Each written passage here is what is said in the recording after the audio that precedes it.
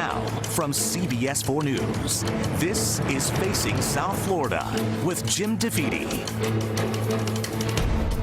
Good morning, I'm Jim DeFede, and welcome to Facing South Florida. We just wrapped up an amazing and historic week of hearings in the impeachment inquiry. It is a week where the evidence continued to pile up against the president. But I'm not sure there is anything that would sway congressional Republicans to break from this president. In this environment, if Richard Nixon was facing impeachment, I doubt he would feel the need to resign or be removed from office, because Republicans would be saying burglary isn't specifically mentioned in the Constitution as an article of impeachment. So where are we at? Joining me this morning is Democratic Congresswoman Debbie Wasserman Schultz, longtime friend of the show. Congresswoman, thank you for coming in. My pleasure. Good to see you again. So we're not going to only talk about impeachment. There's other things I want to talk about. Good. I don't want people to think that that's because I know that you're doing other things up there in Congress. But I do want to start with the impeachment inquiry. You sort of heard what I laid out.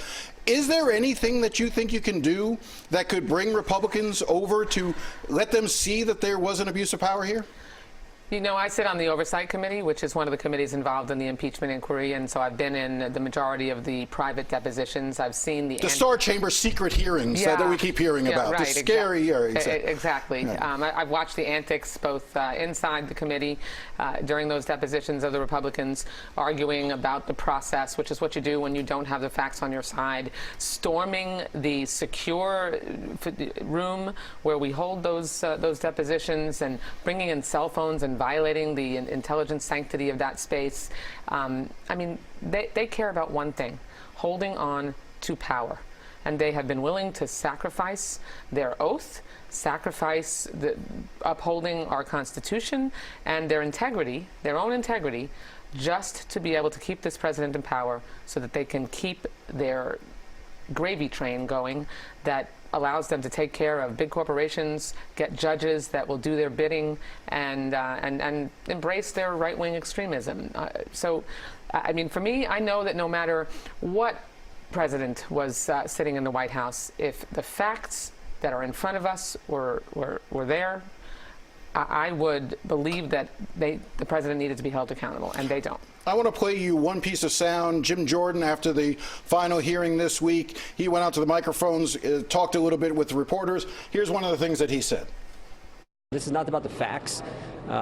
This is about, I think, what Nancy Pelosi said, the Speaker of the House said Sunday, when she called the President of the United States an imposter. Democrats have never got over the fact that this new guy who's never been in this town, never been in politics, this new guy came in here and has shaken this place up, and that drives them crazy. So is this merely an obsession with Donald Trump to drive him from office because you can't accept the results of the election? What this is about is the president's abuse of power. What the president did very clearly, that has been corroborated over and over and over again by witnesses, both publicly and privately, is that he withheld $400 million in funding, military funding, vitally needed by Ukraine to keep our enemy and theirs of Russia at bay, and that is federal law, in exchange for insisting that the president of Ukraine began investigations against his political opponent, and also withheld an important meeting that President Zelensky would need as the new president to make sure that he could establish credibility and align with the United States against Russia. This is a massive abuse of power. The evidence is there from top to bottom, and for the Republicans to, you know, Jim Jordan, I've watched him, you know, as the ranking member on our Oversight Committee, you know, do everything he could to obstruct this investigation. He could care less about getting to the bottom of the facts, and then when the facts are staring him in the face, you know, what he does is deflect, and that's all in the name of power. So I tend to agree with you. I think most people who have looked at this say there was clearly an abuse of power in this situation, that there was the quid pro quo that the president, you know, was claiming there wasn't. There was clearly something for something else being at stake here. Essentially attempted bribery. Let's not use the Latin term. So, but my question is, you know, would Republicans do better? Would you be willing to accept if the president accepted some responsibility? If Republicans were to say, this was wrong, this was ham-fisted, this was terrible, it doesn't rise to the level of impeachment, but we condemn it, and we think this should be resolved in the election booth in November of 2020. Why not get all the facts out there, but ultimately let the voters decide on his fate?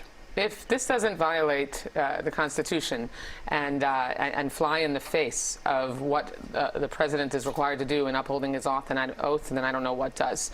I mean, President Trump abused his power for personal gain. He took $400 million in federal funds that were law, withheld them, and urged the president of Ukraine to launch investigations in his personal and political interests to impact and interfere with the 2020 presidential election. There's no question in my mind that that is impeachable. It is outrageous. He broke the law. He abused his power.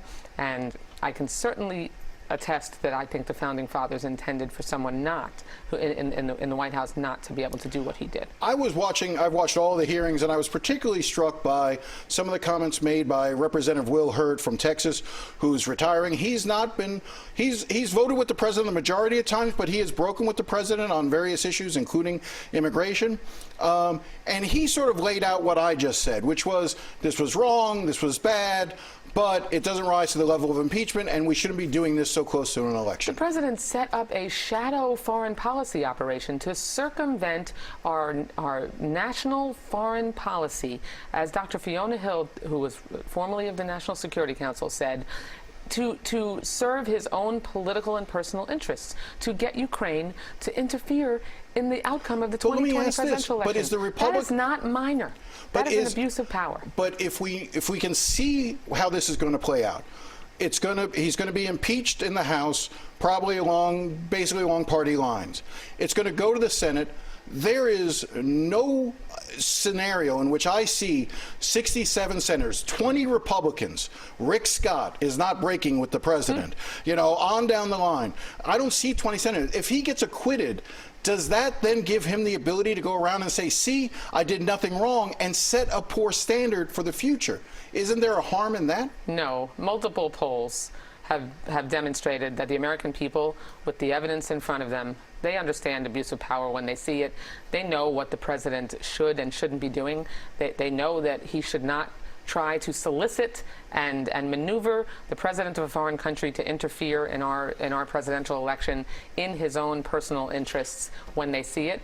And it's my job, regardless of the political consequences, to uphold my oath of office. I raised my right hand and I swore an oath to uphold the Constitution.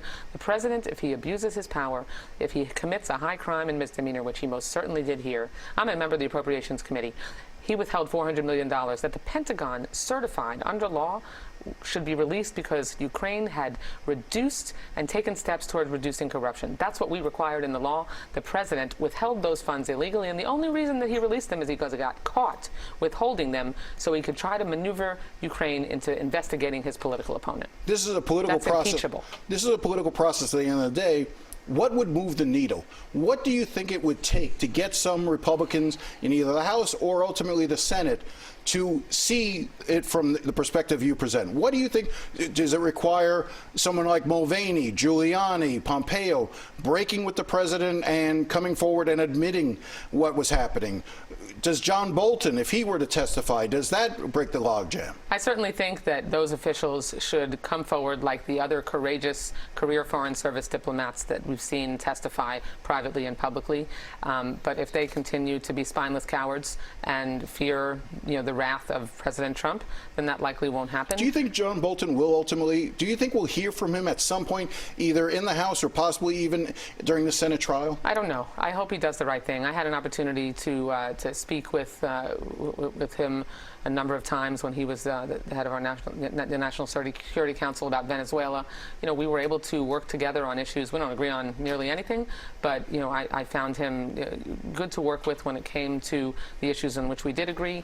And so I certainly hope he steps up and realizes he needs to do the right thing, and especially as a foreign policy professional who should understand that the president should not have done what he did and circumvented our national foreign interests jeopardized our national security in his own personal and political interests. We'll take a break here in a second. I just want to make this point and see if you agree.